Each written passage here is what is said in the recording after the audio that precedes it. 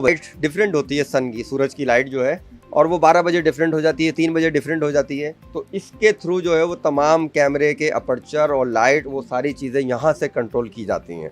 यहाँ लोग बैठे होते हैं जो कंट्रोल कर रहे होते हैं। तो जस्ट टू अंडरस्टैंड दिस, अगर बाहर थोड़ा सा डल हो जाए जी या थोड़ा सा ज़्यादा ब्राइट हो जाए, जी, ये यहाँ से एडजस्ट, जी यहाँ से एडजस्टमेंट होगी, और वो तमाम कैमरों के टेम्परेचर एडजस्टमेंट होगी, क्योंकि ऐसा नहीं हो सकता कि 2 कैमरे लगे हैं, उनके कलर टोन कुछ और आ रही हो, 2 की मुख्तलिफ आ रही हो। वो तमाम चीज़ें यहाँ से कंट्रोल होंगी, और यहाँ बैठ के जो CRE होगा वो तमाम चीज़ें कंट्रोल कर रहा होगा। ऑडियो कंसोल नज़र आ रहा है आपको, जहाँ जितने कमेंट्री चल रही होती है, या टाइटल के म्यूज़िक चल रहे होते हैं, या कि बॉल के जो हिट होती है विकेट को या बैट की, उसकी साउंड, वो तमाम की तमाम इस यूनिट से कंट्रोल होती है। ऑडियो, इसको आपने देखा होगा, ये पीछे हमने साउंड प्रूफिंग भी की हुई है ताकि वो प्रॉपर तरीके से सुन सके।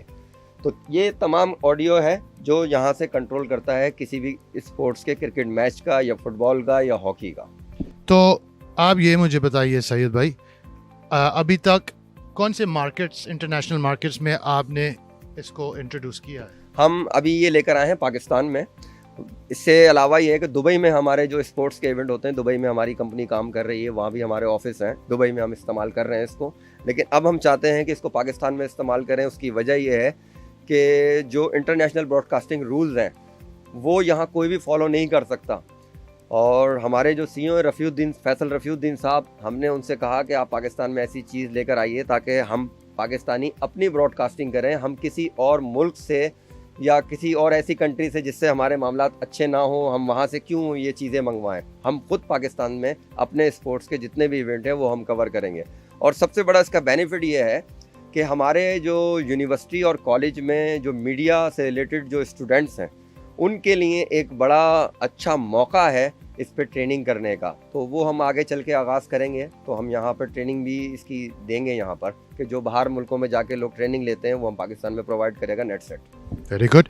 सैयद भाई, you've been second day PIMAC exhibition का, international exhibition, Pakistan navy and partnership with बदर एक्सपो सॉल्यूशंस। रिस्पांस कैसे अभी रिसीव किया आपने? रिस्पांस हमारे पास बहुत अच्छा है, क्योंकि ये जो हमारा OB ट्रैक है ये थोड़ा यूनिक है, तो उसकी वजह से लोग आते हैं, लोग घर पे बैठ के मैच देखते हैं। काफ़ी सारे स्टूडेंट्स भी हैं, प्रोफेशनल लोग भी हैं, वो यहाँ आए। हमारे पास पाकिस्तान टेलीविज़न से TV की टीम आई थी, और जियो सुपर से भी टीम हमारे पास आई थी। वो उन्होंने देखा है और बड़ा अप्रिशिएट किया है इसको, और उन्होंने कहा कि अब हम ये कह सकते हैं कि पाकिस्तान भी स्पोर्ट्स की ब्रॉडकास्टिंग में सर फहरिस्त है, उसको बाहर जाने के लिए या किसी कंपनी को हायर करने की ज़रूरत नहीं है।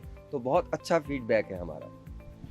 Wonderful to hear. और मैं होप करता हूँ इंशाल्लाह कि आपका प्रोडक्ट पूरा दुनिया में जाए, क्योंकि मैंने अभी तक इतना लेवल का नहीं देखा है। तो आपको thank you very much for your time. आपने एक्सप्लेन भी बहुत अच्छी तरीके से किया है, और बेस्ट ऑफ लक आपको एक्सिबिशन में, you know, and I hope you have a good success here, और आगे भी जाके। बहुत शुक्रिया आपको। Thank you. और एक बार मैं फिर बदर एक्सपो सॉल्यूशन और ज़ुहैर नसीर साहब का शुक्रिया अदा करूंगा कि उन्होंने हमें ये मौका फराहम किया PIMAC के थ्रू कि हम अपनी प्रोडक्ट को यहाँ पे हाईलाइट कर सकें। तो एक दफ़ा फिर शुक्रिया अदा करूंगा ज़ुहैर नसीर साहब का। Thank you very much.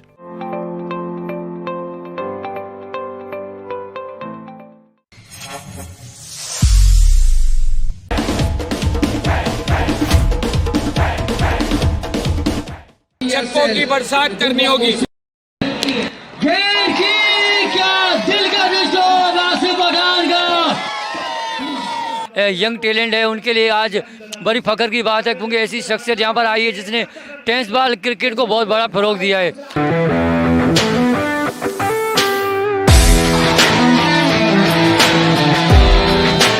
ये सल तंबाकू सुपर लीग, जिसका एडिशन नंबर ये 11 है। ये जो आपकी लीग है वो बहुत ही ज़बरदस्त लीग दिखाई दे रही है।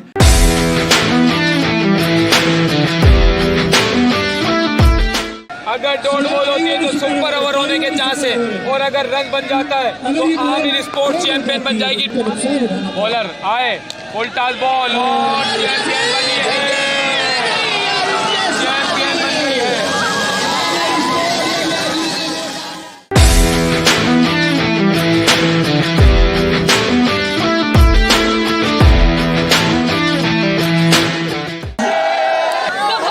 बाकी ऑनर्स जितने भी उनकी 4 साल हो गए, हमने पहले KTPL किया, उसके बाद इंशाल्लाह 16 to 31 हम लोग Pakistan tape ball premier league करने जा रहे हैं। विनर टीम आमिर स्पोर्ट्स को मैं मुबारकबाद देना चाहूँगा कि उन्होंने आज शानदार खेल का मुजाहरा करते हुए आज का ये सीजन 11 अपने नाम किया। सेकंड टीम जो हारी है वो मेरी नज़र में हारी नहीं है, वो भी जीती हुई है। जो यहाँ तक आई हुई है वो भी, इसको हम नहीं कहेंगे कि वो हारी हुई, आप भी जीते हुए हो।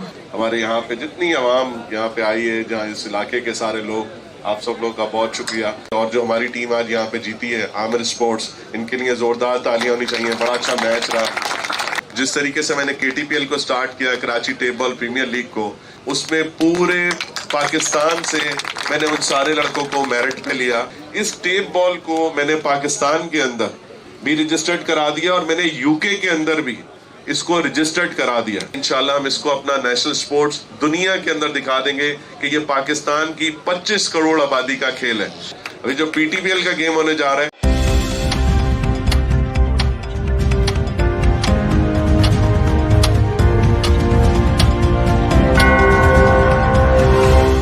It's 3 p.m.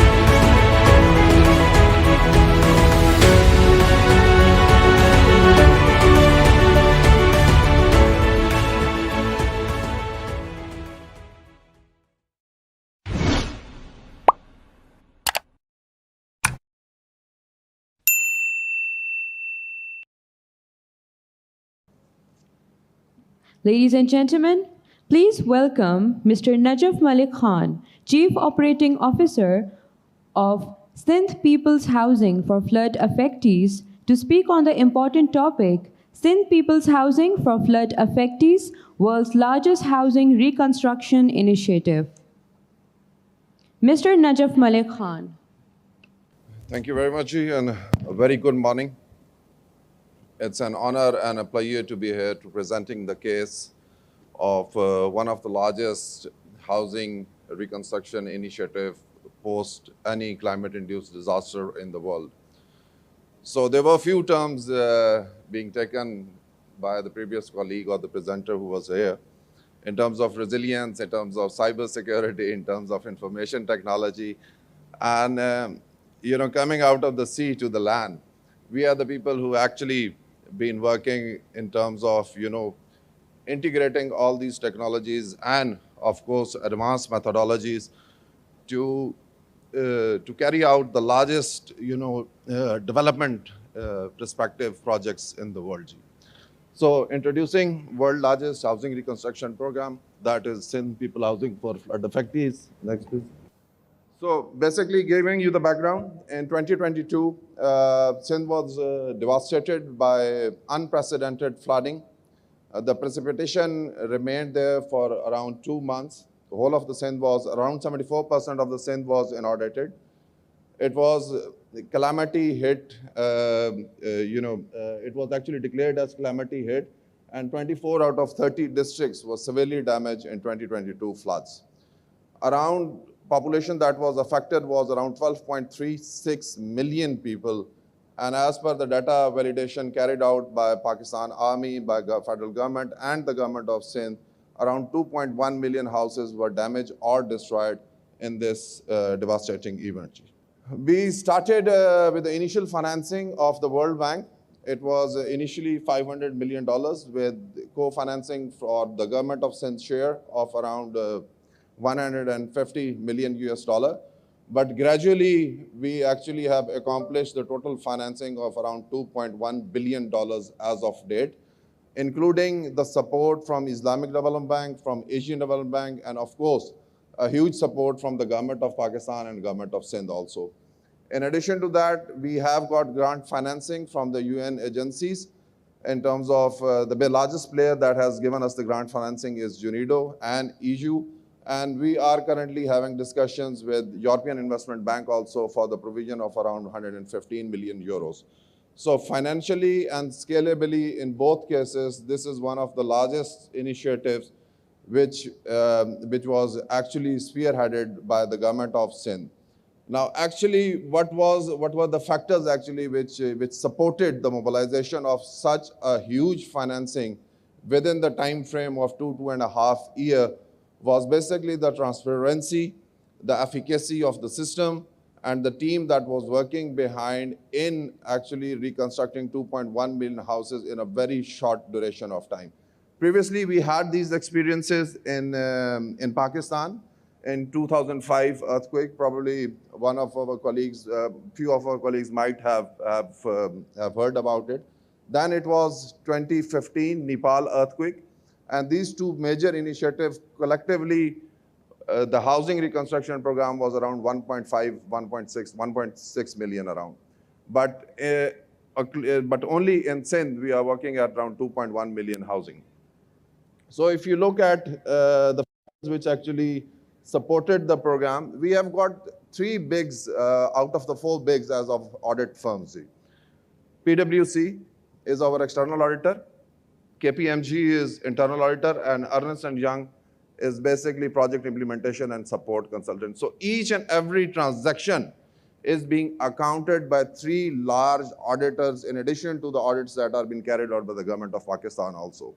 And for the grant financing, BDO London is our auditor. So this transparency factor actually supported us in mobilizing this huge, enormous amount to support the flood affectees within the span of 2 years. At SPHF, we are a very lean organization. We are hardly, 17 to 20 professionals, while, the techno-structure and the support structure comprises of another 15 to 20 people. But we heavily relied on the private sector when it comes to technology transfer, when it comes to implementation on ground, and when it comes to assuring sustainability and transparency and innovative future. So if you look at this slide, we are working with the 5 largest RSPs, which are rural support programs and NGOs in Pakistan. And these are also the microfinance institutions. So as a housing reconstruction program, we are giving a kind of a support for reconstruction of a multi-hazard resilient house.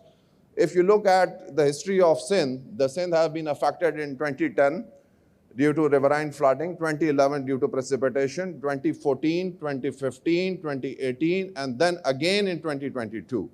So it was inevitable to launch a program which was basically to support, and again the word was being used, that was resilient, that you have to move from regular orthodox construction method to a more resilient construction, more resilient ecosystem where recurring floods, and which is, of course, Pakistan is most exposed to these kind of climate impacts, and it is inevitable that this is going to happen again. So that's why it was extremely important to invest in these areas at this point in time. And of course, the other logos that you can see are those who are supporting us in terms of engineering designs, those who are actually working with us for management information system, and so on and so forth. So as of date, as I've already mentioned, that the initial validation, the scope of the work was to reconstruct around 2.1 million housing units. If people who are sitting here, the colleagues who are sitting here are aware of Sindh, this is the only program who have actually supported inclusion of more than 1.45 million people in the regular financial system of Pakistan. So these people were those who never had been to the bank. These were the people who never has seen how banking and financial system works. Now, these people have regular, normal accounts in commercial banks, and these support, social support or any other support, can be provided directly to these people in a very transparent manner. We have already initiated housing reconstruction of 1.4 million housing units. Around 100,000, 1 million plus housings are at the plinth level, while the completion rate is around 650,000. Currently, keeping in view the advantages and taking the advantage of the technology, the current certification rate is around 100 to 125,000 per month at various levels. So the program is currently, it's at peak, and around 40 to 50,000 houses are being completed every month. In addition to the housing component, there are other benefits of this program also, and the largest benefit actually, if you can look at, is basically the job creation under this program, because this project actually, the capital was revolved. There is no contractor involved in the whole program. There is no intermediary involved in the whole program. The money is going directly into the accounts of the beneficiary. It is an owner-driven program, and the money is being circulated in the local economy, resulting in the boost of economy, not just in terms of money circulation, but also in terms of development of a complete value chain which actually support job creations in Sindh across 24 districts. And of course, finally, the social cohesion, and this is the first time when the state is directly talking with the people, and it is direct in contact with the beneficiaries on a single click or on an application actually. So currently we are working on development of application in which we are registering all our beneficiaries, and it is the relation between the state and the citizen that actually can have discussion on futuristic rural development perspectives. I think it was a statement from the World Bank. This is why this project is so important to us, because in fact this miracle in Sindh province, and it is a miracle. There have been smaller floods in many countries, and government has never figured out how to provide housing. Isn't just about the bricks and the mortar, isn't just about the house, but is about the family that lives in the house. Basically, these were the statements. In addition to Sindh, we are also now expanding to Balochistan and Khyber Pakhtunkhwa at this point in time, and also we are working to support around more than 2,000 houses in Dera Ismail Khan, Khyber Pakhtunkhwa, and we are supporting housing units in Balochistan also, predominantly in Jafrabad. Now, as I've already mentioned, this is a complete ecosystem in which, digital ecosystem in which we are working. So it is all technology based. So real-time synchronization, real-time reviews, real-time disbursements. It's an amazing ecosystem. If we would really, would like to give a brief on the same. We have got a stall in the main arena actually. So if you are interested in, so we are currently looking at LLM, we are command-based systems, we are doing, our accounting system is on SAP, and all the systems currently are integrated in terms of taking out the development initiatives. So it's a stage-based component in which, initial damage assessment and validation has been taken. After that, the first installment of around 75,000 is being released to the beneficiary. After the release of the first installment, the beneficiaries goes to the bank, activates the account, take the money, they construct their plinth, which is against standards. Second installment of 100,000 and little, third installment at completion of roof. And of course, keeping in view the climate change perspective, we are also supporting social forestry and plantation at the household level. So these are additional ESMF plus initiatives that we are taking. As I've already mentioned, that monitoring is real time on a single click, and this is available at the stall also in our in SPHF stall here in the arena, that you on a single click can see the progress of each and every household, which is geotagged at what stage and what level it is, and that can be monitored from Karachi, from anywhere else online on real-time basis. So one of the biggest questions was, what about the social infrastructure? Housing is one part of it. But if you want to talk about elements, we have also digitalized the for the social infrastructure. We are digitalizing villages. Currently, we have digitalized more than 1,000 villages, in which each and every household is tagged in terms of current available facilities. And this is the readiness facility that is going to support us in terms of developing future programs and investments, especially when it comes to WASH and allied infrastructure in terms of settlement improvement. So this is the ongoing work, keeping in view the scarcity of time. I'll skip that. So I've already mentioned that this is the kind of work that in terms of the social infrastructure and settlement improvement is going on. And we are planning to expand it to around 40,000 villages, in which you have got ready projects to be delivered, digitalized. And this digital integration can be done with the planning and development department and other departments that are working in Sindh. Currently, we have secured financing of around $600 million under this initiative. Around 40,000 villages will be covered, with benefiting population of 4.45 million G. And finally, I think this is the transformation that we are talking about.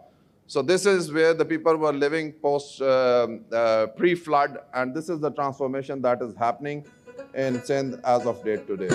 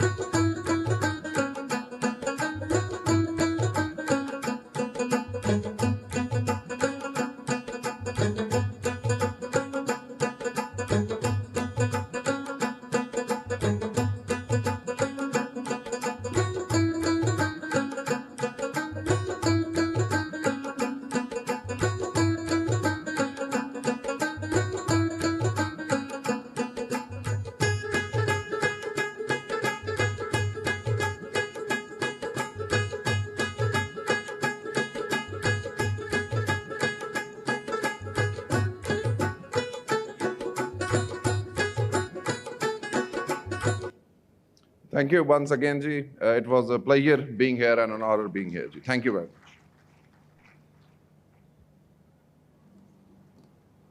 Thank you, sir, for highlighting the multifaceted challenges posed by floods and for your valuable insights. We now request our Honorable Chief Guest, Rear Admiral Faisal Amin, Hilal-e-Imtiaz Military Sitare Basalat Commander Coast, to kindly address the audience, followed by souvenir presentation ceremony and group photograph. Bismillah ar-Rahman ar-Rahim, distinguished guests, delegates, maritime community, ladies and gentlemen, Assalamu alaikum. It is an honor for me to be part of this important session of the International Maritime Conference on Maritime Security Challenges. My special thanks to National Institute of Maritime Affairs and Naval Headquarters Ops Branch for having invited me for this session. During today's discourse, our distinguished speakers with vast experience in maritime field have deliberated on issues of maritime security. These include use of modern means to harness the artificial intelligence and big data for better maritime domain awareness, smart ocean technologies, cyber security means to address common maritime security challenges, and the 2035 cyber doomsday scenario highlighted by one of the speakers is a real eye-opener. Ladies and gentlemen, today's maritime domain demands simultaneous focus on security and commercial innovation. The increasing number of cyber attacks on global ports and shipping dictates that digital transformation without robust security means and systems is not pragmatic. Conversely, security without adopting technological innovations places us at greater risk and exposes to vulnerabilities in global market. Pakistan must embrace maritime transformation with sophistication, blending the cutting-edge technology, sustainability, and comprehensive framework. As we know that AI-powered maritime domain awareness systems can fuse satellite imagery, sensor data, and communication intercepts into actionable working and an integrated surveillance architecture designed to link satellites, radars, UAVs, and maritime patrol aircrafts can ensure safe and uninterrupted use of the maritime zones. Apart from this, the digital transformation of our ports and maritime infrastructure would save time, add efficiency, and security in the face of complex cybersecurity challenges that demand quick response to the threats. Cybersecurity must extend beyond ports to entire maritime ecosystem, protecting undersea cables, port facilities, shipping networks, and command structures while ensuring seamless operational continuity. Ladies and gentlemen, Pakistan's maritime security capabilities contribute to the regional stability and global connectivity. Pakistan Navy's contributions in ensuring safety of global commons is evident from its regular participation in the collaborative maritime security frameworks and independent deployments in our area of interest. Distinguished delegates, Pakistan today stands at a maritime crossroads where we can either accept the status quo or transform into the maritime security powerhouse based on our geography and capability. This requires smart ports with integrated security, cybersecurity frameworks, climate-resilient infrastructure, and AI-driven threat detection systems that can drive growth while ensuring comprehensive protection. Together, we must now advance with determination for a stronger, more secure, and prosperous seas that safeguards trade, blue economy, and ensure global connectivity through robust maritime security.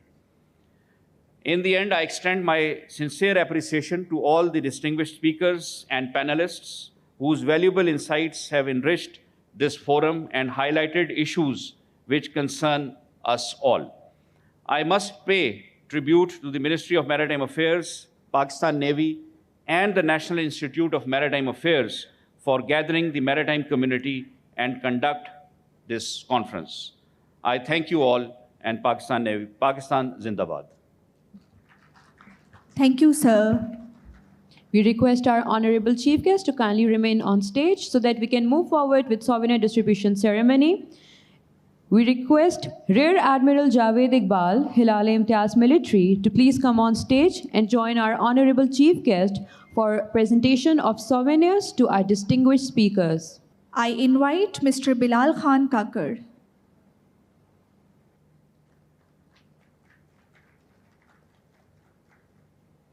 Professor Dr. Azhar Ahmad.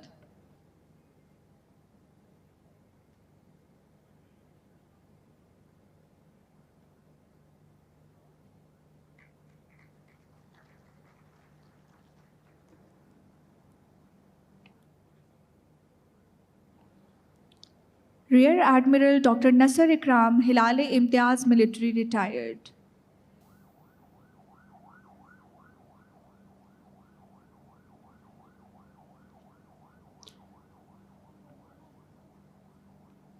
Mr. Najaf Malik Khan. Ladies and gentlemen, we now request Rear Admiral Javed Iqbal, Hilal-e-Imtiaz Military, to present the souvenir to our honorable chief guest.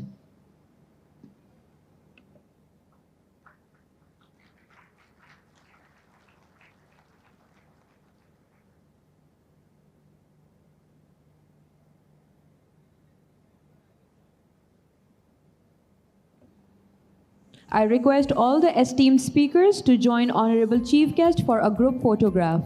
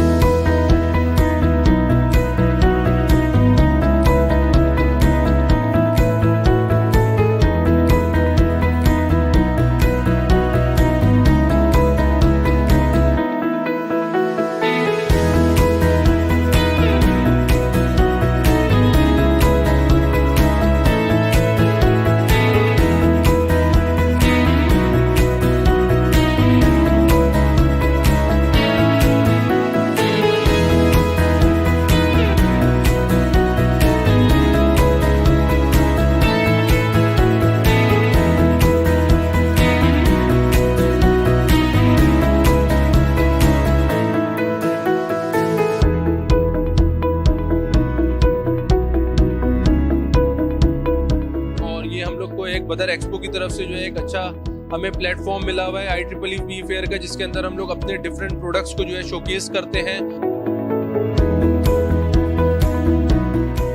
बदर expo ने हमें एक platform दिया, वो हमें काफ़ी support भी करती है और यहाँ पे डिफरेंट कंपनीज को भी उसने काफ़ी सपोर्ट किया है।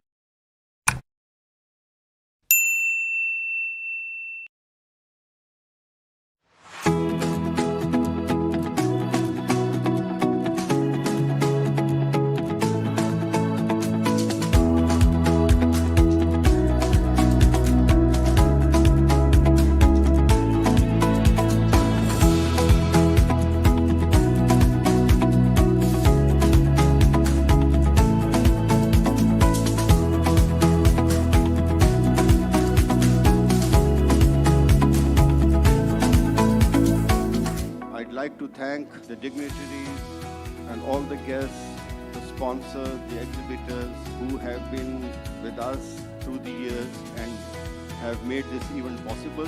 It is a great opportunity for the investors and even the dealers and the distributors to participate and engage in this seminar, and I further request the management of Badar Expo to continue these seminars for the general awareness of the people.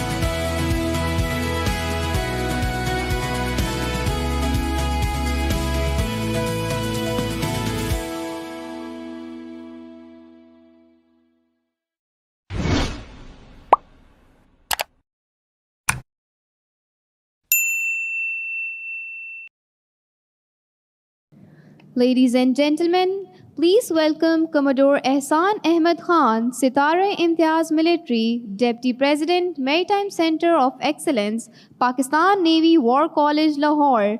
He will present on the subject Integrating Naval Modernization, Indigenous Defense Production and Blue Economy, Building a Self-Reliant Maritime Future for Pakistan. You're welcome to the stage, sir.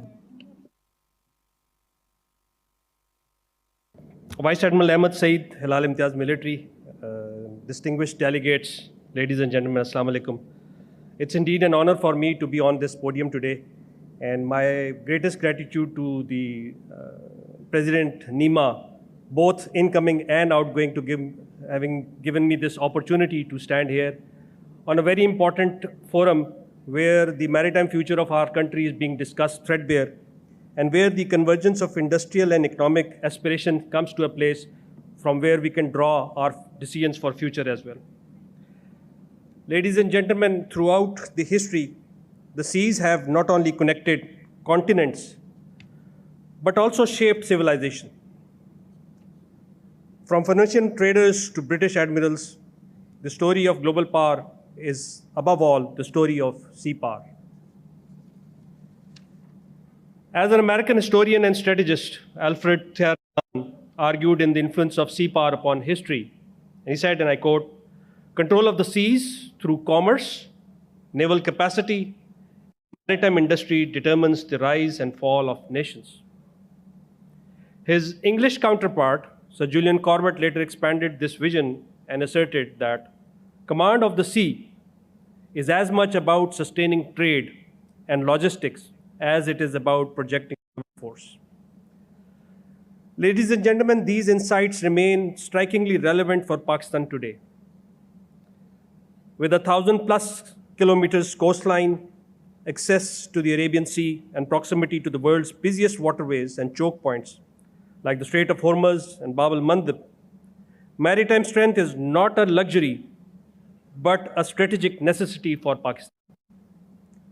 To secure this space, Pakistan must modernize its navy, strengthen indigenous defense production, and expand its blue economy, not as an isolated effort, but as interlinked component of one national maritime ecosystem. My central thesis here is simple. Investment in naval modernization and indigenous defense production is not a cost to the state. It is an investment in national economic growth. Every shipyard built for naval production becomes a facility capable of constructing commercial vessels, offshore platforms, and ocean energy structures. Every engineer trained for naval systems integration can later serve the blue economy in ocean research, smart ports, and ship repairs. Every innovation in composites, propulsion, and AI-based logistics multiplies civilian benefits across fisheries, coastal energy, and maritime transport. This approach has been proven by leading maritime powers. Although many models are available to justify this argument, however, given the time constraint, I will be covering only 4 models here. South Korea offers the model of dual-use maritime developments. Hyundai Heavy Industries builds both Aegis destroyers for the Republic of Korean Navy and LNG ship supertankers within shared facilities.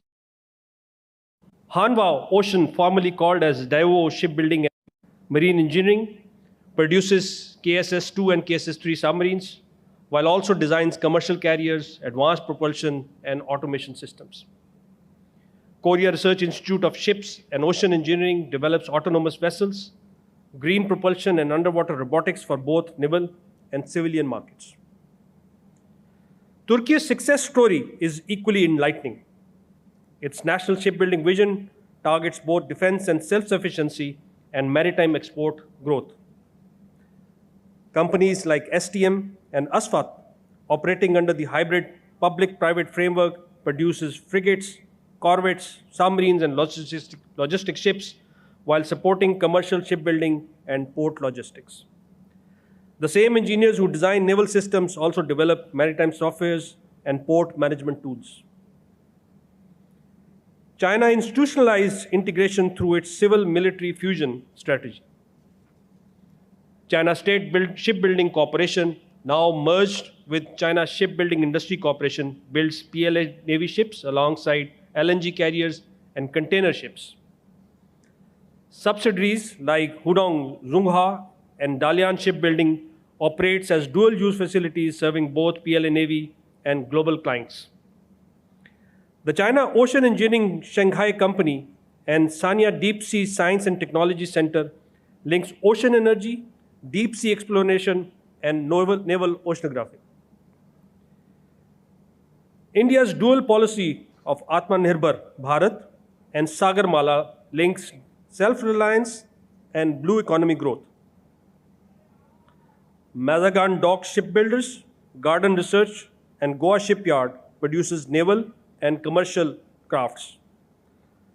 Larsen and Toubro bridges submarine construction, offshore infrastructure.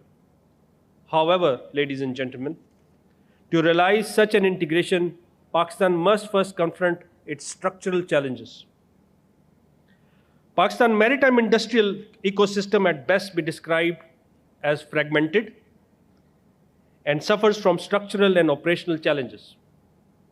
This fragmentation is the major reason why the sector's contribution to the national GDP is 0.4% to 0.8% despite its inherent potential. Only 2% of GDP is spent on R&D, which is the lowest in the region as compared to 4.5% in South Korea. Maritime blindness pervasively impedes research and maritime-related subjects. Absence of a clear legal framework for defense and civilian industrial cooperation hinders private investment. Complex and inconsistent tax policies, cumbersome tax and trade procedures, bureaucratic red tape, weak contractual enforcement, and a general lack of policy consistency accentuates bottlenecks in business environment. There exists a significant gap between skills, education level, and types of jobs available in the labor market and those sought by the workforce. We stand at 168th out of 193 on UNDP Human Development Report, which is a low human development category. Historically, the National Economic and Development Strategy has been fixated on land resources, leading to the continuous neglect of the vast maritime potential. Pakistan's share of global shipbuilding output is negligible. The global market is overwhelmingly dominated by China, South Korea, and Japan, which together accounts to close to 90% of the total shipping output. Ladies and gentlemen, these challenges are not insurmountable. They simply indicate need for institutional alignment, policy coherence, and a visionary investment. Having said that, every challenge has an opportunity. To avail these opportunities and harness the God-given potential in our country, we need to create dual-use maritime industrial complexes in Pakistan that necessitates a strategic approach through an exclusive, long-term national blue growth policy, which clearly defines goals for both commercial exploitation and national security requirements. This would essentially need a regulatory framework that streamlines the rules of business, attracts investment, and adopts international standards apart from incentivizing private sector to take lead in joint ventures. For infrastructural development, we need to fast-track integrated maritime industrial complexes at Port Qasim and Gwadar, ensuring robust infrastructure. Investment in shipbuilding, whereby Gwadar shipyard and licensing of private shipyards should be assigned a national priority. Academic institutions should be linked with the defense and commercial production industries through a multifaceted approach involving structured collaboration, joint R&D projects, human resource development, and policy-level initiatives. That is the triple helix model of academia, industry, and government. We should support startups in autonomous vehicles, predictive maintenance, robotics, green propulsion, and contemporary technologies through science and technology parks, incentives such as PMSTP. Creating partnerships and joint ventures with successful models such as STM and Hyundai Heavy Industries to kickstart maritime industrial growth. Ladies and gentlemen, if Pakistan successfully integrates naval modernization, defense production, and blue economy as a synergistic hub industry, this integrated approach would leverage national security needs to drive economic growth, technological innovation, and sustainable use of marine resources. These dividends would draw for shared facility, and supply chains will reduce cost and increase innovation output and generate thousands of direct and indirect jobs. The government of Pakistan has a vision to increase the maritime sector's contribution to national GDP from 0.8% to 4%, with a long-term goal of the blue economy contributing more than 100 billion by year 2047. Defense and commercial shipbuilding exports could collectively and significantly add to this growth. Local production of propulsion systems, composites, and sensors will reduce import dependence. And finally, a robust domestic maritime industrial complex would enhance deterrence, resilience, and sea-based not critical of warships, but of national industry systems, but renewable energy solutions. Let our maritime embody both security and sustainable prosperity. If we succeed, we will also have a fishing trawler, a research vessel, and an offshore platform. That is how nations evolve a maritime participant into a maritime power. And in my reckoning, ladies and gentlemen, is how Pakistan will chart its course towards a self-reliant maritime future, where the sea becomes and prosperity. Thank you very much. Thank you, sir, for shedding light on a very impactful and thought-provoking topic. Our final speaker for today is Mr. Muhammad Mubashir Hussain, Marketing Manager at Connectic Private Limited. He will address on the topic, Impact of Emerging Technologies in Developing Industries, his presentation time and blue economy sectors. Really essential for Pakistan's industrial growth. Pakistani industries needs to have efficient production facilities. They must adopt localization and be competitive to survive. During my talk, I will highlight some key emerging technologies in the developing industries and how Connectech, to which I belong, is helping Pakistan industry adopt such technologies. I will now list some key emerging technologies. First one is artificial intelligence and machine learning. They are helping analyze large amount of data generated by industrial sensors that can be used for predicting major faults and optimizing processes to avoid expensive shutdowns. And next is the Internet of Things, or IoT, or Industry 4.0. It provides interconnected sensors, devices, and machines that ensure automated industrial processes, real-time monitoring, and smart manufacturing with minimal human intervention. On number 3 is robotics and automation. It is used for automated manufacturing, quality assurance, and operation in harsh or remote environment. Next is the advanced energy systems, renewable energy, and storage. With industrial power costs being a key challenge for Pakistan, employing energy-efficient machines and power generation using renewable energy resources like solar and wind are really essential. Storing energy is possible, but is expensive. Next comes cybersecurity. In this era, in which major industrial equipment are interconnected through the internet, for real-time remote control, cybersecurity is essential to avoid cyber attacks. Next come additive manufacturing, 3D printing, and reverse engineering. They are required for local manufacturing of essential spare parts that Pakistan industries require. And finally, space, geospatial, and remote monitoring, where the satellite is required for smart agriculture. That same data can be used for fleet management and providing call and data connectivity at remote locations throughout Pakistan. Now I will highlight the developing industries in Pakistan. Some of them are in the phase of development or are somewhat transforming. First one is manufacturing. Their share in GDP is declining with time. This shows a challenge and opportunity for upgrades. Next is textile and apparel. They are the largest employers and have 60% share in Pakistan export. Next come agriculture and agro-processing. Agri-tech, smart farming, and automatic agro-processing are growing by time. Next come energy and renewables. Given Pakistan's energy constraints and cost pressures, industries are adopting the use of renewable energy resources and energy storage. Electric distribution companies like K Electric are inclined towards the use of smart grids. Next comes assembling and usage of EVs is growing in Pakistan, will lead to lesser petroleum imports, inshallah. Next come industrial instrumentation and automation. As industries upgrade, demand for industrial real-time control and monitoring is increasing with time.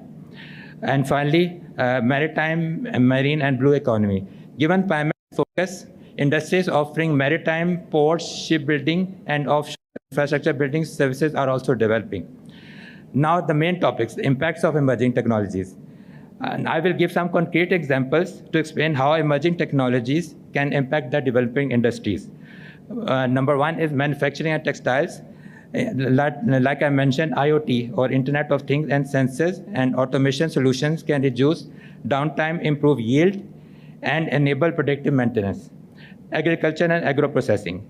Data obtained through drones and geospatial data from satellites can help optimize irrigation and save water, which is a very essential commodity for Pakistan.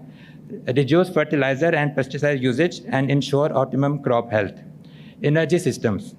Use of renewable energy resources reduce power costs, and smart grids improve grid stability, thereby enabling industrial growth. Automotive and EVs.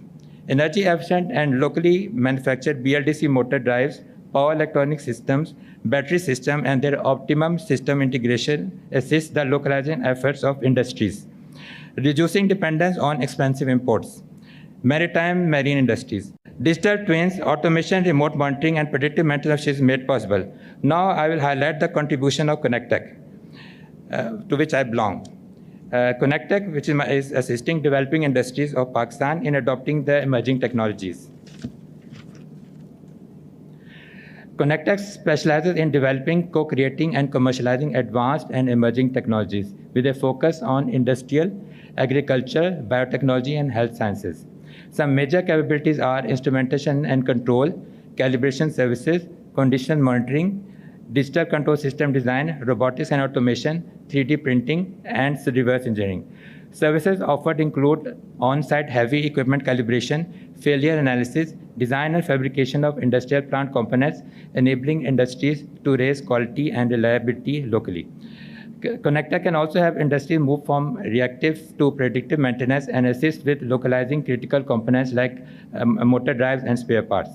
For energy sector, ConnectTech is mainly offering industrial UPS and for EVs, BLDC motors and their controllers.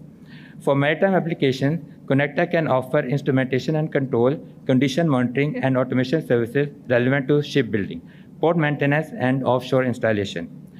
And Connecta also provides training for welding and non-destructive testing inspections. Connecta's vision is connecting technologies for localization and innovation for national prosperity.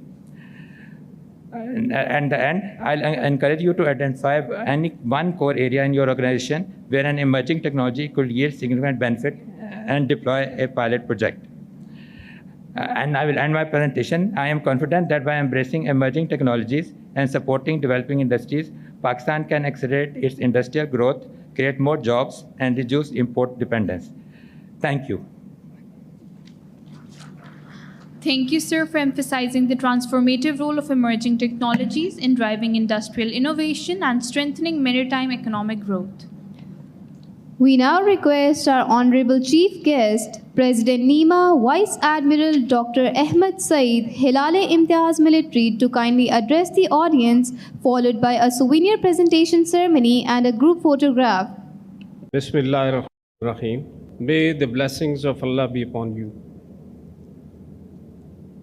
Excellencies, foreign dignitaries, flag officers, members of the business community, academia, ladies and gentlemen, Assalamu alaikum. As we conclude today's session, I would like to express my heartfelt gratitude to all the speakers for their very valuable contribution in making this session a success. The discussions today have reaffirmed that realizing Pakistan's blue economy potential is also about financial innovation, central to its integration into the national economy through innovative approach in framing our maritime policies and governance regimes. A report by the Ocean Potential states that signifies that a single dollar invested into the maritime side has a minimum sure potential of 5 times return, and in many other cases, it is much higher than that. This multiplier effect is already evident in many ASEAN economies that prioritized connectivity, streamlined the supply chain management, modernized their ports, and established efficient banking and trade systems. They have also embraced the cutting-edge technologies such as AI-driven port management, digital documentation, and advanced maritime domain awareness systems. As today morning, I just returned from Malaysia today, attending a convocation in Netherlands Maritime University at Johor Bahru. Over 350 graduates received their degrees, and this is another avenue of human resource where the potential lies between 6 to 8 billion. This university is a private university, and it was constituted and erected by 3 maritime-related captains, those who was graduated from Pakistan.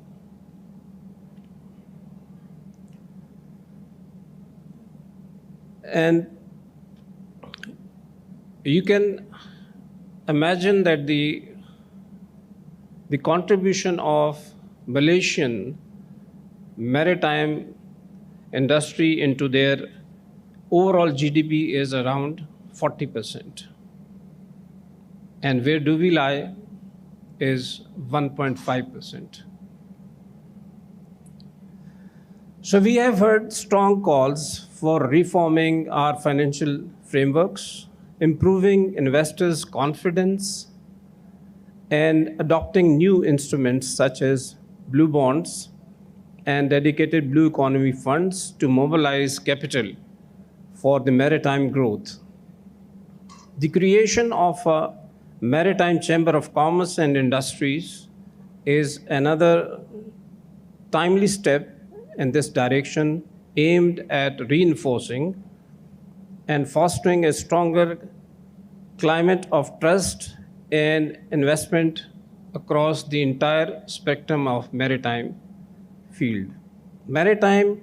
Ministry of Maritime Affairs envisions the comprehensive Blue Economy Framework under the title of Maritime at 100. That is to unlock our $100 billion by 2047 through exploitation of strategic deep sea resources and the advancement of marine renewable energy systems, a vision that reflects Pakistan's long-term commitment to sustainable ocean-based growth.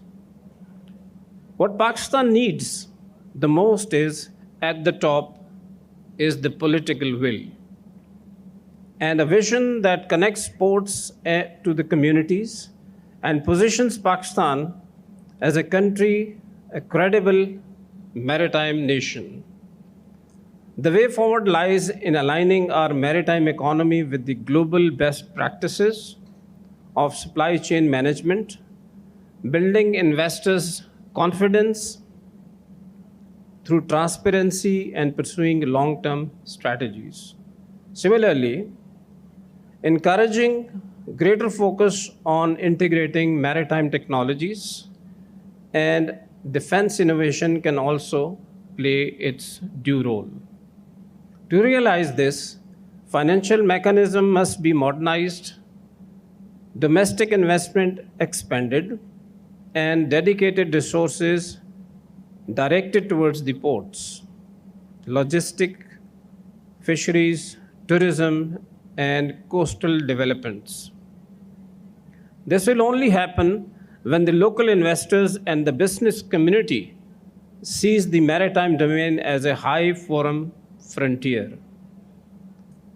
The blue economy is not a peripheral to Pakistan's progress. I must say, rather, it is a central theme only if, as a nation, we think and we realize. Thank you very much. Thank you, sir. We request the chief guest to kindly remain on the stage, and I also request Vice Admiral Irfan Ahmed, Hilal-e-Imtiaz Military, Sitara-e-Jurrat, to now give away the souvenirs to our worthy speakers. Mr. Jahzeb Sikandar.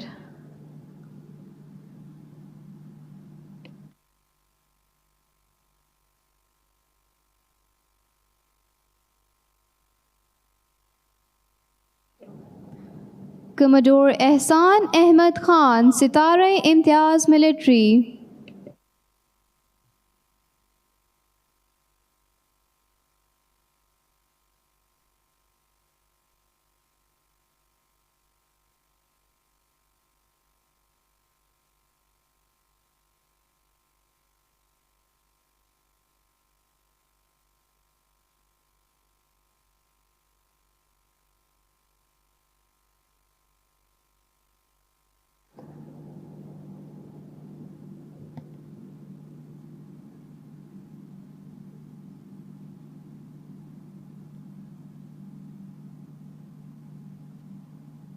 Mr. Jahzeb Sikandar.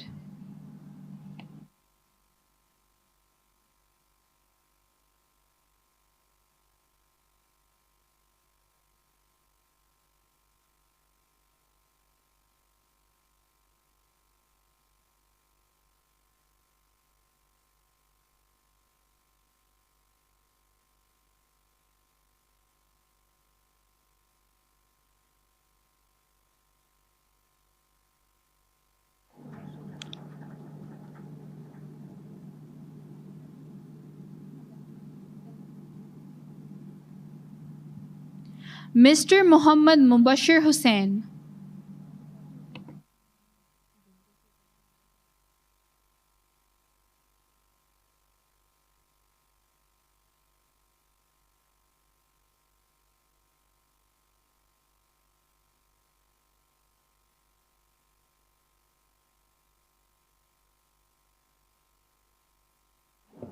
We now request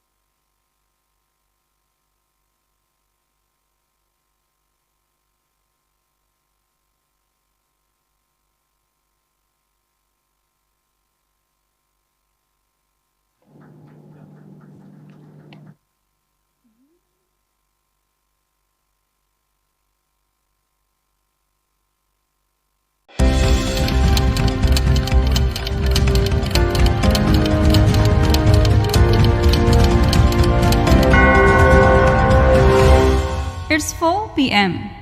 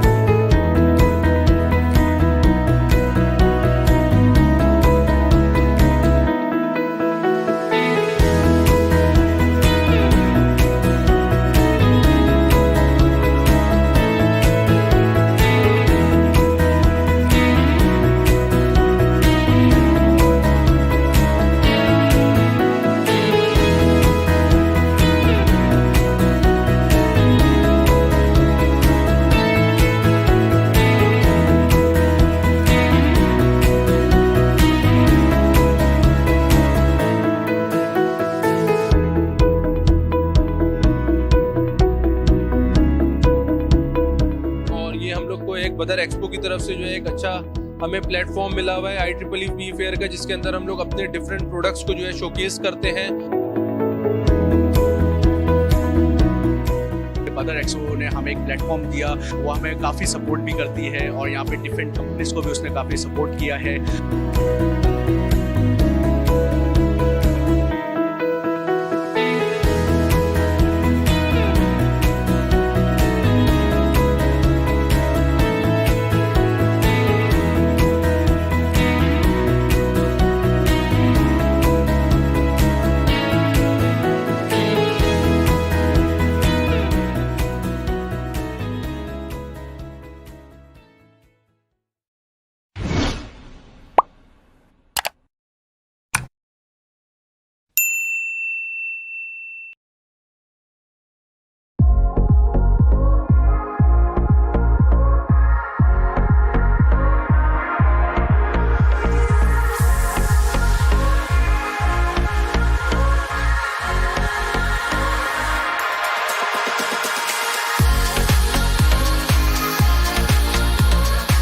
Tonight at the Pai Gala dinner, we honor the very heart of Pakistan, its vibrant culture, its timeless traditions, and its progressive spirit.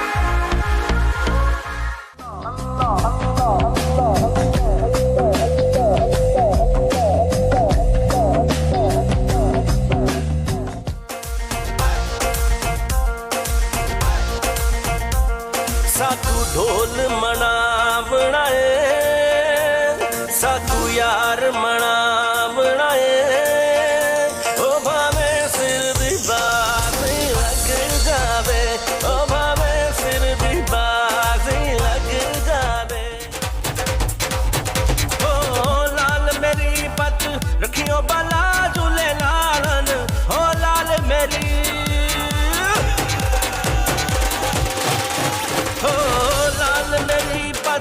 रखियो बाला झूले लालन, सिंधड़ी दा seven दा सही शहबाज कलंदर, दमादम मस्त कलंदर, दमादम मस्त कलंदर, सही शहबाज कलंदर, सही शहबाज कलंदर, वसे दम दम दे अंदर।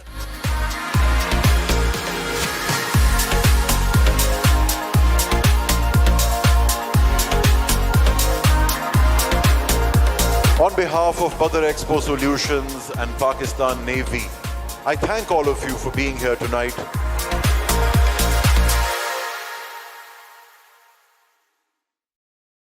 Professor Noor is recognized as one of Pakistan's most accomplished orthopedic surgeons. He has served as President of the Pakistan Orthopedic Association and actively promotes public awareness on bone health and osteoporosis through nationwide programs.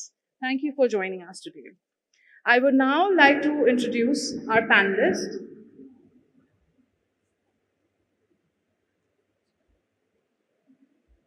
Dr. Abid Abbas Sheikh is a medical graduate from DUHS with an MBA in marketing from Newport University.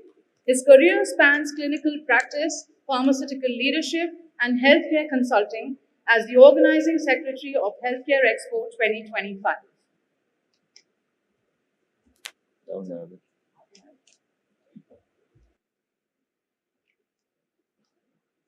Next up, I would like to invite Professor Dr. Syed Hussain Asgari, Chief Executive Officer, Chief Executive Officer of Fatma Jinnah Dental College and Head of the Department of Community Dentistry with an MSc in Dental Public Health from London and a DDD-PH from the Royal College of Surgeons, England. Dr. Askari has played a pivotal role in shaping dental education and public health initiatives in Pakistan. As President of PAMI, Sindh, and founder of the Academy of Clinical Excellence, he continues to drive innovation in healthcare leadership and education. Up next, I would like to invite Mr. Bilal Amjad, founder and CEO of Instacare. Instacare is a Lahore-based health tech company revolutionizing healthcare delivery in Pakistan. His expertise in telemedicine, AI, and cloud computing has transformed over 3,500 clinics into smart clinics and enabled nationwide remote consultations. His exceptional contributions have earned him 2 presidential awards and the Commonwealth Award and recognition as Microsoft's most valuable professional since 2016. I would now like to invite Dr. Abdul Salam from Shifa International Hospital, Islamabad, who brings invaluable expertise in remote critical care through telemedicine, helping bridge the gap between patients and advanced medical facilities through technology-driven solutions. And last but not the least, Mr. Akbar Raza, a seasoned health tech and IT professional with over 8 years of experience as head of marketing at DigiTrends. He leads business development, product innovation, and market research across multiple geographies, including Saudi Arabia, Norway, Dubai, and the USA. With a deep focus on digital transformation in healthcare, Mr. Raza is driving impactful solutions that bridge technology and patient-centric innovation across emerging and advanced markets. Thank you all for being here. Thank you very much. This is the second Healthcare Expo, and I'm sure the participant of this conference and the organizers have done a wonderful job. After the first Healthcare Expo, this is the second important, and I can see the enthusiastic participation. Starting this session, which is a very important session, and the host has kindly introduced all the moderator. I'm going to ask few questions, and I will give opportunity to the participant. You can raise your hand and you can actually ask a question to one of the panelists. So just a brief introduction.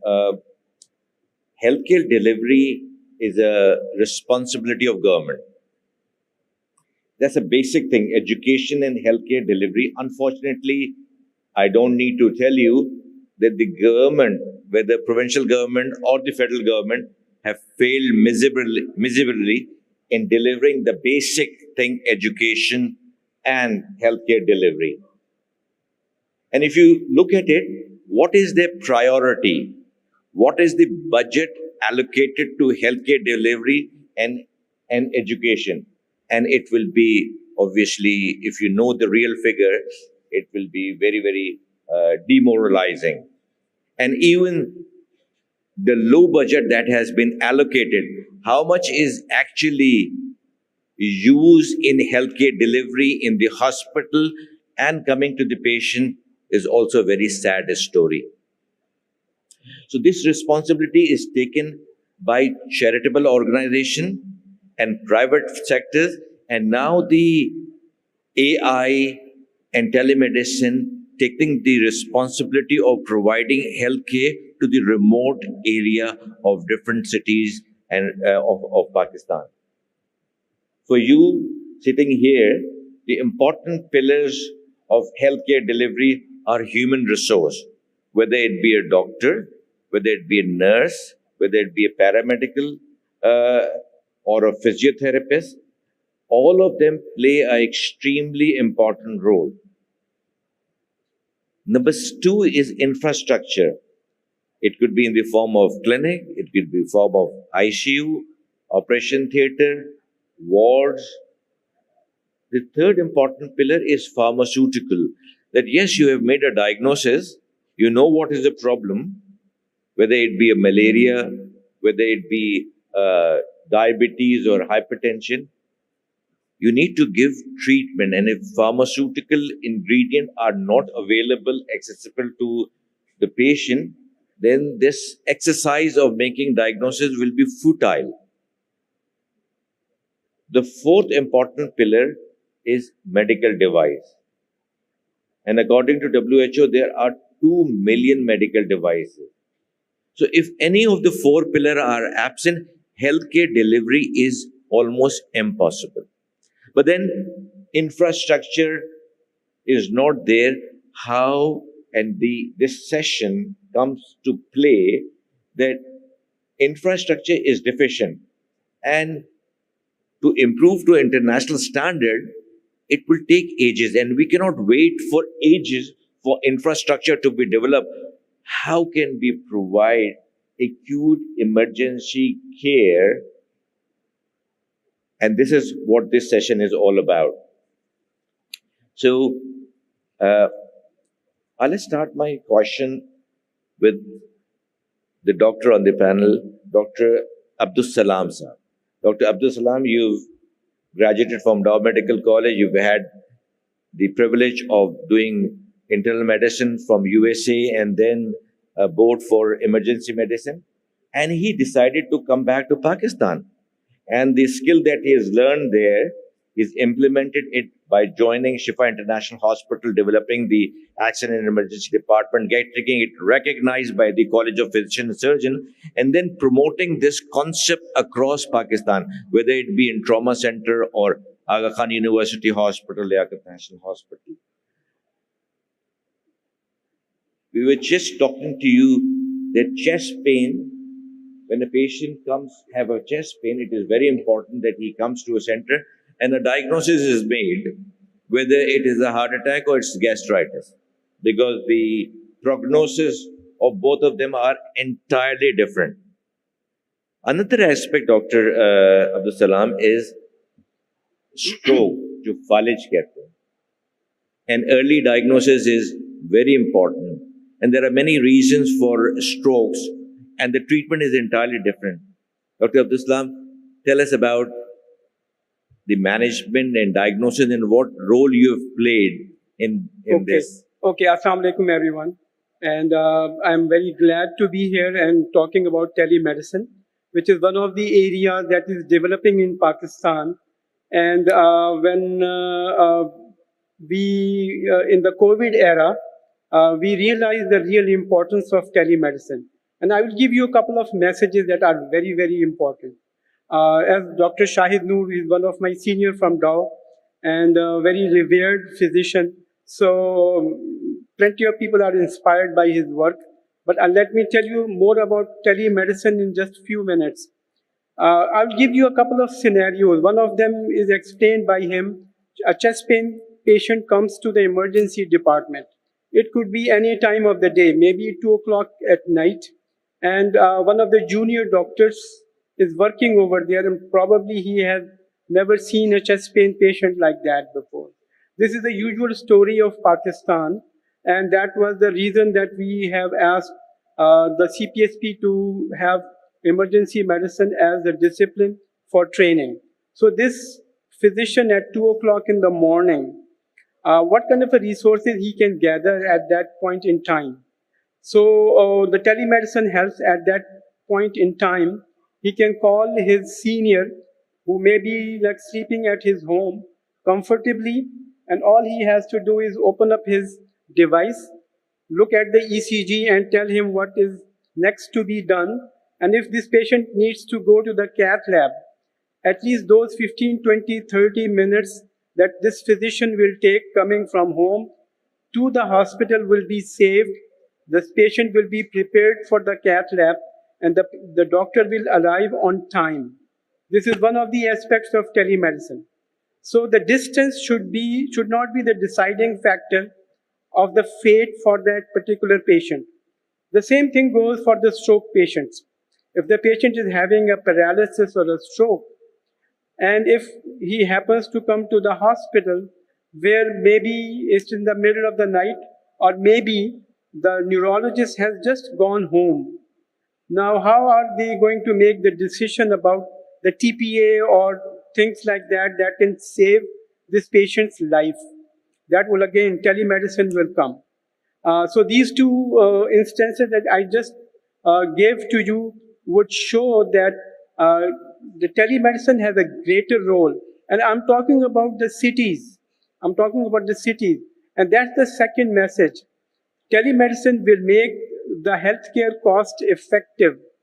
Although it may seem contrary that you're spending too much money on equipments and on other things, but I'm saying it will make the things cost effective.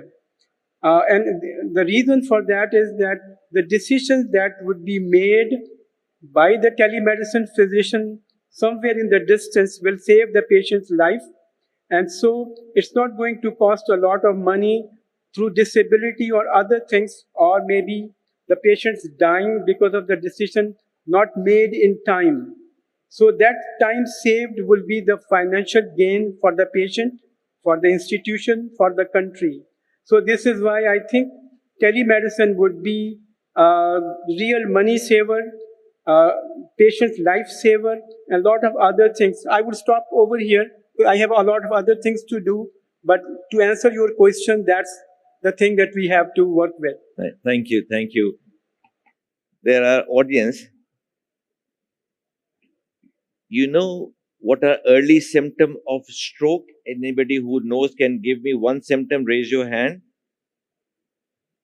आप खड़ी हो जाएं please और जोर से बोलें. Where?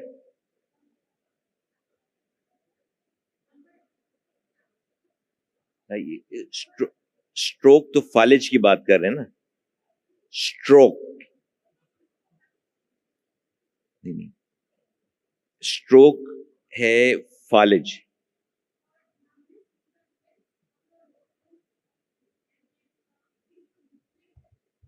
ठीक है.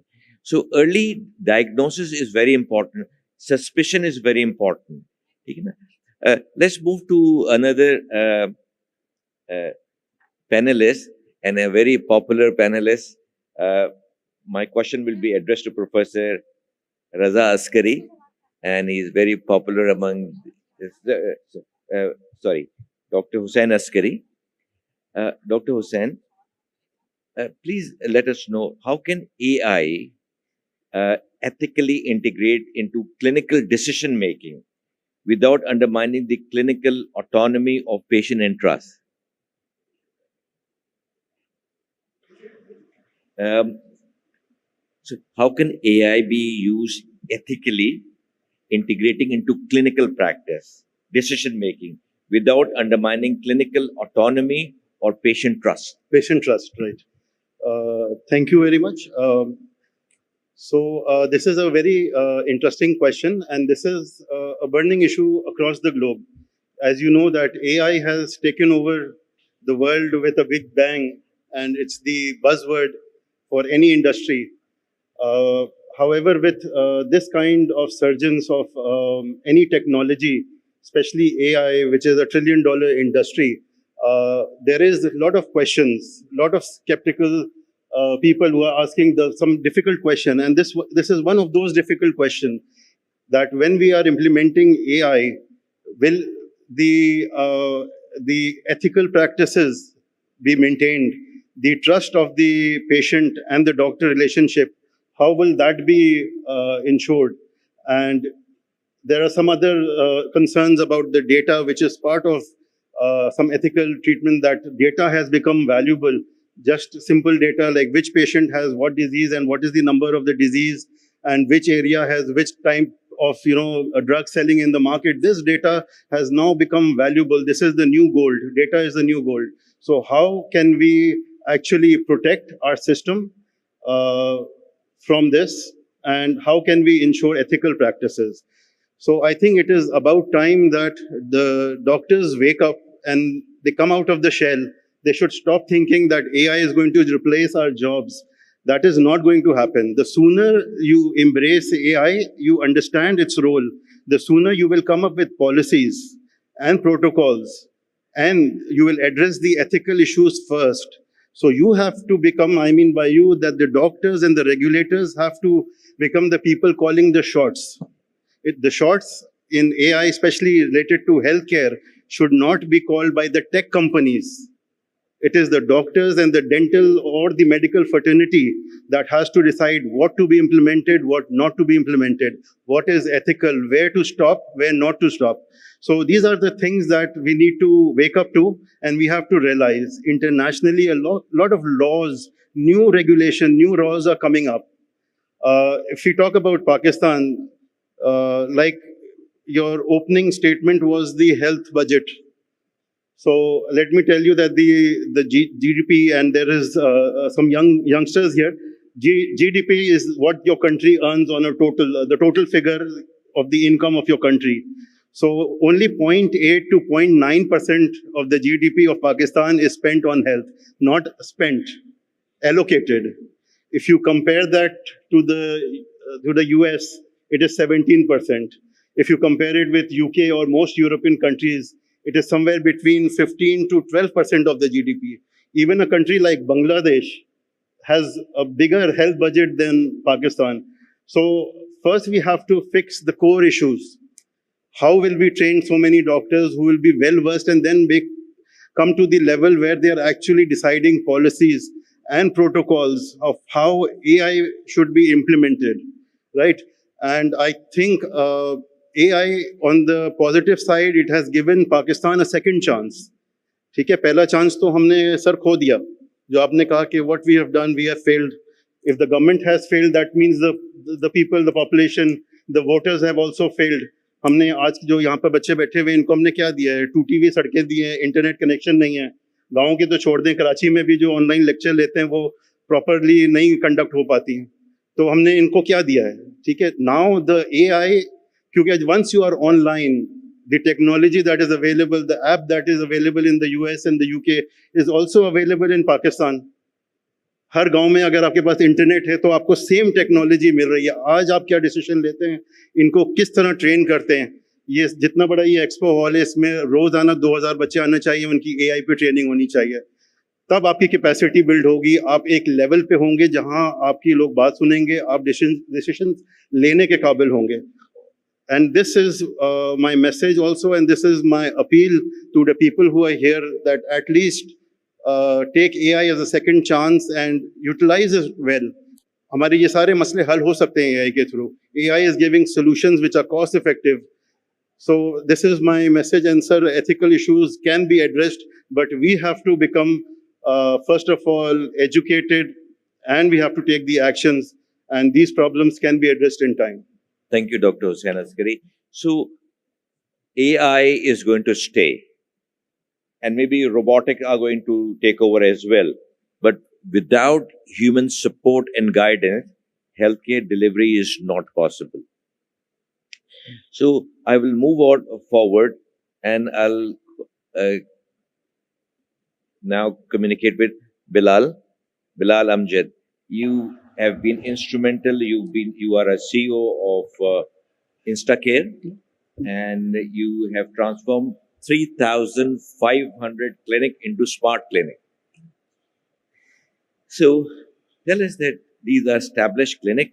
How can your service and the telemedicine platform be adapted for severe rural and underserved communities without compromising clinical standard and patient safety?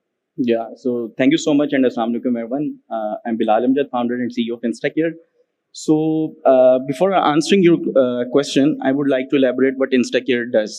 So हम लोगों ने healthcare information systems का एक पूरा ecosystem develop किया हुआ है, जो कि pharmacies में भी चलते हैं हमारे solutions, labs में भी, उसके अलावा हॉस्पिटल्स, डॉक्टर्स और जो हेल्थ केयर इकोसिस्टम के प्लेयर्स बनते हैं. हमारा विजन है कि हम इंफॉर्मेशन मैनेजमेंट में उनको सपोर्ट प्रोवाइड कर सकें. And sir, I would say कि पाकिस्तान बहुत इंटरेस्टिंग कंट्री है. सो हमेशा हर टफ टाइम में इस कंट्री ने रेजिलियंस शो की है, चाहे वो क्रिकेट मैचेस हों, चाहे वो इकोनॉमी हो, चाहे वो हमारे किसी भी किस्म के क्राइसिस हो, ये प्राइवेट सेक्टर उसको कभी नीचे नहीं आने देता. And same goes for today now कि अगर हमें पब्लिक सेक्टर्स में, मैं I totally understand and feel your pain कि जो हमारे बजट्स कट डाउन हो रहे हैं हेल्थ केयर सेक्टर के, वो इन्वेस्ट करने के अब काबिल नहीं हैं कि वो टेक्नोलॉजी में इन्वेस्ट कर सकें, टेक्नोलॉजी इंफ्रास्ट्रक्चर्स में इन्वेस्ट करें. ऐसे में भी प्राइवेट सेक्टर ने ऐसे ज़बरदस्त कमाल अफोर्डेबल सोल्यूशंस निकाल दिए हैं कि देख के प्राउड फील करते हैं हम लोग. एंड हमेशा मेरी दुआ है कि मैं हमेशा अपनी टॉक्स में कहता हूँ कि खुदा करे मेरी अर्ज़ पाक पे वो उतरे वो फसले गुल जिसे अंदेशा ज़वाल ना हो, यहाँ जो फूल खिले वो खिला रहे सदियों, यहाँ खज़ां को गुजरने की मजाल ना हो. एंड इंशाल्लाह this young generation will definitely do wonders in the coming time. Doctor Hasan साहब बिल्कुल ठीक कह रहे थे कि AI के पास बहुत से सोल्यूशन हैं. सर जिस तरह टेलीमेडिसिन की बात कर रहे थे, और यही वो चीज़ है जो मुझे और भी ज़्यादा इस कैटेगरी में काम करने में इंस्पायर करती है कि मैं I am a technical CEO, graduated as a software engineer like 15 years ago, और I jumped into a health care industry जो कि डॉक्टर्स की इंडस्ट्री कंसीडर की जाती थी. वहाँ पर एक इंजीनियर एंटर हो रहा है. ऐसे ही एक आर्टिफिशियल इंटेलिजेंस की इंडस्ट्री है जहाँ पर ये टेक के लोग समझते हैं हमारी इंडस्ट्री है, बट इसमें डॉक्टर्स एंटर हो रहे हैं. सो सी द ब्लेंड कि अब जिन्होंने टेक्नोलॉजी इंप्लीमेंट करनी है, technology is in the right hand. उसके अलावा जिन्होंने एग्जीक्यूट करनी है, अब वो ब्रिज भी बन चुका है क्योंकि engineers want to understand this industry and develop the solutions. So जो मेरी जर्नी थी, जो सर आपके पास स्टैट्स आ रहे हैं 3500 क्लिनिक्स को डिजिटलाइज करने में. As of now we have digitalize more than 5000 health care setups across Pakistan and beyond. Telemedicine का रोल बहुत इंपॉर्टेंट रहा है. आई स्टिल रिमेंबर 2017 के अंदर आई वॉज द वन जो टेलीमेडिसिन को पिच करता था, और मेडिकल प्रोफेशनल्स मुझे समझाने की कोशिश करते थे कि this is not possible because हम लोगों को फिजिकल एग्जामिनेशंस की ज़रूरत होती है, और वो टेलीमेडिसिन के थ्रू पॉसिबल नहीं था. कोविड ने हमें बहुत सारे ऐसे लेसन्स दिए जिसने इम्पॉसिबल को भी पॉसिबल कर दिया. सो अब टेलीमेडिसिन एक टॉक ऑफ द टाउन नहीं है सिर्फ, बट उसको इम्प्लीमेंटेशन के केस में भी हम देख सकते हैं. शिफा इंटरनेशनल ने आई थिंक ई-शिफा लॉन्च किया था. It was a part of that telemedicine initiative. हमने कोविड के दौरान फार्मा कंपनीज, हॉस्पिटल्स, लैब्स के लिए टेलीमेडिसिन एनेबल की थी, जिन्होंने जो हेल्थ केयर डिलीवरी थी उसको कंटिन्यूटी प्रोवाइड की. और अभी जहाँ तक बात रह जाती है कि हमारे जो फार फ्लंग एरियाज़ हैं या जहाँ पर टेक्नोलॉजी का जो है वो रसाई नहीं है, वो स्टिल अभी इस कंट्री के लिए एक चैलेंज है.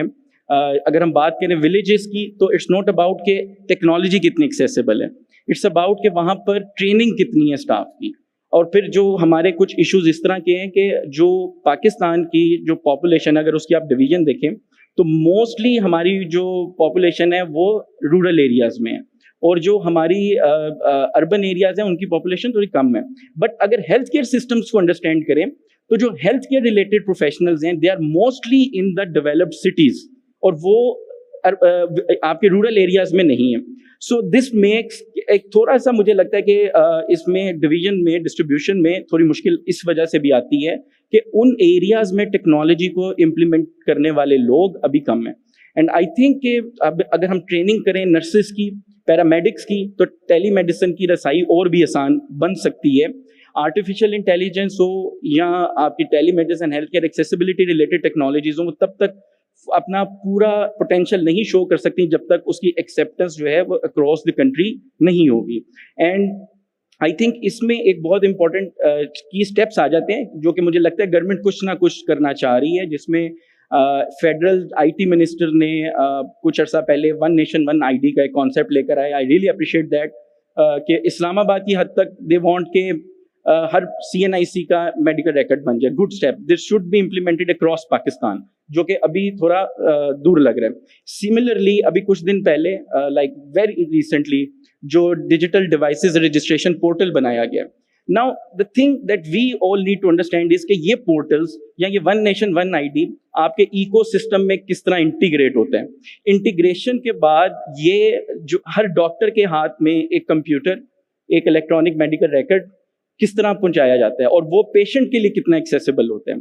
सो आई थिंक कि हम लोगों को ओवरऑल हेल्थ केयर इकोसिस्टम को एक्सेसिबल बनाने की जरूरत है through telemedicine, through leveraging AI. उसके अलावा लेकिन सबकी फाउंडेशन है आपके मेडिकल रिकॉर्ड्स, आपकी इंफॉर्मेशन का सेंट्रलाइज एंड डिजिटाइज होना. तो I think if government is thinking like that, तो there are lot of private sector companies जो कि यही चीज़ चाहती हैं, and I think this is right time to collaborate. Thank you.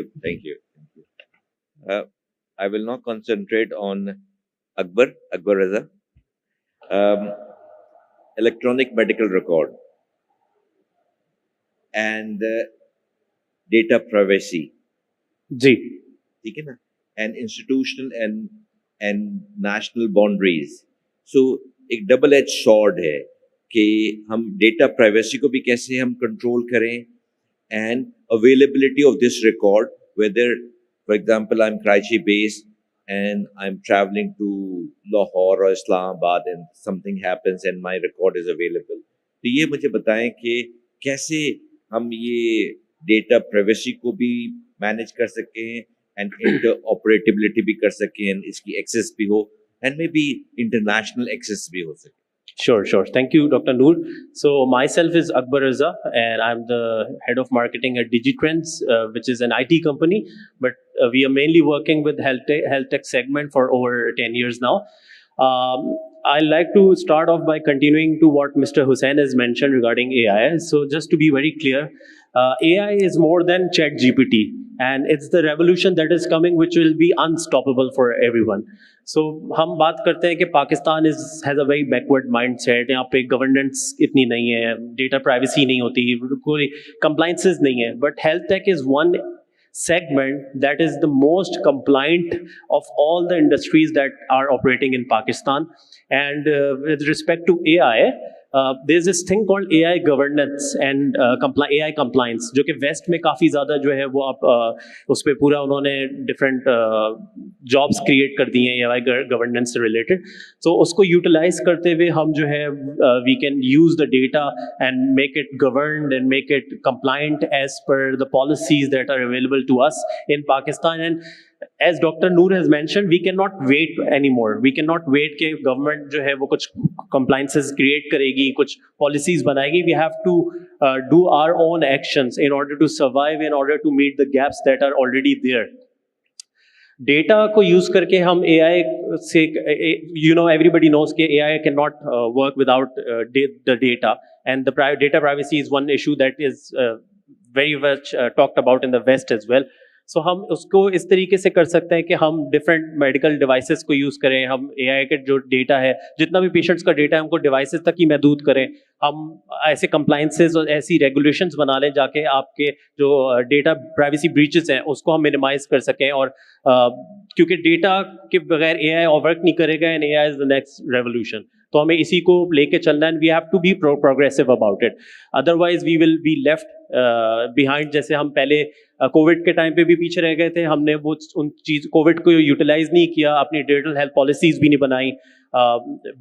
We used to market telemedicine products. We also used to market different remote patient monitoring related products. Wearables के ऊपर काफ़ी हमने काम किया during COVID, क्योंकि face-to-face interactions were very limited at that time. But as soon as the things settled, तो वो सारी चीज़ें जो है वो कहीं ना कहीं dozed off हो गई. So I think from my side, I would request and suggest कि हमारे जो जैसे डॉक्टर नूर जैसे लोग हैं, बिलाल जैसे लोग हैं, they should come into different roles and try to work on different compliances and regulations that we can implement as one nation in Pakistan, and we can see कि क्या results निकल कर आते हैं उसके. Thank you very much. Dr. Abid, you worked in one of the top trauma center in Pakistan, and there's a lot of burden on the trauma center because primary healthcare services for primary minor trauma are not available, and these institutions are overburdened by simple thing, and most complex thing might get neglected. Do you think that telemedicine can be involved or implemented in trauma center? जी definitely. मगर आपका सवाल का जवाब देने से पहले first of all I am really thankful to you. You have always been very very kind. जब आपको बुलाया, जिस वक्त आपको बुलाया, आप अपनी मसरूफियात, I know you are a very busy orthopaedic surgeon, मगर अपनी मसरूफियात को एक तरफ रखकर आप हमेशा आए, and this is actually your love for the subject. तो first thing. Second thing is के once again I marvel your सामान शिफा फाउंडेशन, जिसका आपने जिक्र नहीं किया. मेरे ख्याल में हर गुफ्तगू शुरू करने से पहले उसका जिक्र करना बड़ा ज़रूरी है, क्योंकि it's such a wonderful initiative and organization and it's doing wonders. हमारे यहाँ हेल्थ डिवाइसेस जो हैं वो ज़्यादातर इम्पोर्ट होती हैं। अ लॉट ऑफ रेवेन्यू वो हम खर्च कर रहे होते हैं उनको इम्पोर्ट करने में, मामूली चीज़ें जो कि सालों गुजर गए, तकरीबन सदी होने वाली है पाकिस्तान को तख्लीक हुए हुए, मगर हमने इस चीज़ के ऊपर काम नहीं किया कि हम किस तरह हेल्थ डिवाइसेस को यहाँ पर मैन्युफैक्चर करके न सिर्फ कॉस्ट रेवेन्यू सेविंग कर सकते हैं फॉरेन रिजर्व, बल्कि हम उन्हें एक्सपोर्ट भी कर सकते हैं एंड वी कैन अर्न। तो शाहिद नूर साहब की ऑर्गेनाइजेशन सामान्य शिफा, इसके अंदर बहुत सारे लाइक माइंडेड लोग इनके साथ शामिल हैं, और जब नीयत अच्छी हो तो कुदरत जो है वो साथ देती है, तो बहुत सारे लोग इनके साथ जुड़ते चले गए। और यकीनन मैं चाहूँगा कि इस सेशन के आखिर में आपको कम से कम 5 मिनट अपनी ऑर्गेनाइजेशन के बारे में ज़रूर बात कीजिए। लोगों को पता चलना चाहिए कि अच्छा काम किस किस तरीके से और कहाँ कहाँ हो रहा है और कहाँ कहाँ वो उसके अंदर शामिल हो सकता है। So now coming to the question, yes I am associated with trauma centre, और ट्रॉमा सेंटर जो Shaheed Mohtarma Benazir Bhutto institute of trauma है, ये पाकिस्तान में सबसे बड़ा ट्रॉमा सेंटर है। ये सिविल हॉस्पिटल के साथ है, 15 मंजिला है, 500 बेड इसकी कैपेसिटी है, और यहाँ की मसरूफियत का ये हाल है कि हम हर 2 से 3 मिनट के अंदर एक नया पेशेंट हमारे पास होता है। ठीक है, तो मैं एक बात कहता हूँ कि we are injury prone society. हम लोग काम करते हैं तो उस काम के अंदर हम हिफाजत, अपनी ज़ाती हिफाजत को मद्देनज़र नहीं रखते। उसके नतीजे के अंदर trauma and accidents they are very much prevalent, very much common है। अब ट्रॉमा के बाद जो सबसे अहम चीज़ होती है वो टाइम होता है, जिस टाइम के अंदर पेशेंट जो है साइट ऑफ एक्सीडेंट से डेफिनेटिव केयर तक पहुंच जाए। वो पीरियड जो है वो सबसे ज़्यादा अहम होता है, और उसके अंदर हमारे यहाँ एम्बुलेंस सर्विसेज हैं। उसमें से अब गवर्नमेंट ऑफ सिंध का इनिशिएटिव है, उसने 1122 SIEHS और SERS के जरिए बहुत सारी अच्छी एम्बुलेंसेज और काबिल और ट्रेंड स्टाफ जो है वो प्रोवाइड किया हुआ है। मगर उस ट्रेंड स्टाफ को भी बाज़ मरतबा ये पता नहीं होता है कि उसने मरीज को लिया है और मरीज को जो वो पहुंचा रहा है, तो उस मरीज के साथ उसे क्या करना है। इसके अंदर telemedicine has a big role. I think every ambulance service should be connected with trauma center through telemedicine, so that the patient just that they have taken up, who was unlucky enough to be part of an accident and trauma, तो उसके बारे में जो doctors मौजूद हैं वो through telemedicine, जो ambulance के अंदर ऑपरेटर्स हैं, एम्बुलेंस के अंदर जो पैरामेडिकल स्टाफ है, उसे गाइड कर दें कि उसे क्या क्या फौरी तौर पर करना है। बाज़ मता तो यहाँ तक होता है कि मरीज को पिक किया, मगर जो ड्राइवर है उसे ये पता नहीं है कि इस मरीज को हमें कौन से इंस्टीट्यूट में लेकर जाना है। तो ये गाइडेंस भी अगर एक सेंट्रलाइज्ड टेली कम्युनिकेशन सिस्टम मौजूद हो तो ये एडवाइस मिल सकती है, और उसकी वजह से बहुत सा कीमती वक्त बच सकता है, और उस कीमती वक्त को बचने से बहुत सारे जो मसाइल हैं वो कम हो सकते हैं, कॉम्प्लिकेशंस कम हो सकती है, जान बचाई जा सकती है, और बाज़ मरतबा आज़ा भी बचाए जा सकते हैं। बहुत शुक्रिया डॉक्टर आबिद, आपने बड़ा आसान अल्फाज में समझाया कि how can telemedicine be important in saving life of that patient. ठीक है, और ये जो आपने 1122 की जो बात की है, इनके पास पैरामेडिकल के साथ मोटरसाइकिल भी हैं जो कि रिमोट एरिया में भी पहुंच सकते हैं, लाइफ सेविंग मेजर्स कर सकते हैं, and then they can call ambulance and measure हो।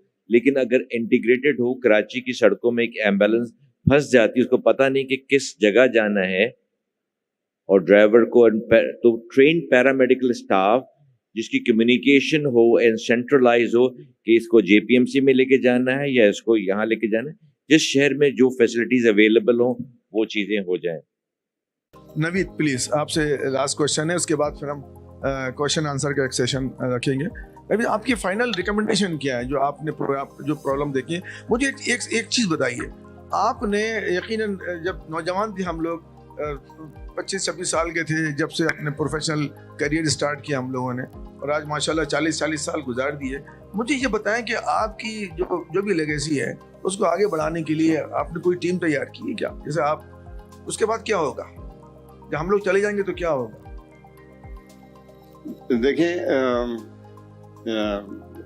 ये सवाल ऐसा है कि अगर हकीकतन जो है मेरे ख्याल में हम आखिरी शायद वो जनरेशन है कि जो इतनी मेहनत और जान फरोशी से अपने जो एरिया है हमारा इलेक्ट्रॉनिक्स का, जो पावर प्रोटेक्शन डिवाइसेस का, उस पर हम काम कर रहे हैं। इसके बाद मुझे मैं नहीं कह सकता कि इसके बाद इस परचम को कोई आगे लेके चल सकेगा, नहीं चल सकेगा। दुश्वारियाँ इतनी सारी हैं और जो तवील सफ़र है उसके अंदर हमने ये देखा है कि हम तन तनहा एक किस्म की जिहाद कर रहे होते हैं और लगे होते हैं, समझा रहे होते हैं, बता रहे होते हैं, लेकिन किसी किस्म का वो माहौल नहीं बन रहा जिसमें कि हम ये समझें कि नहीं, हमें वाकई बहुत ज़्यादा कामयाबी। कुछ चीज़ें हमारे एंड पर भी मसाइल होंगे यकीनन।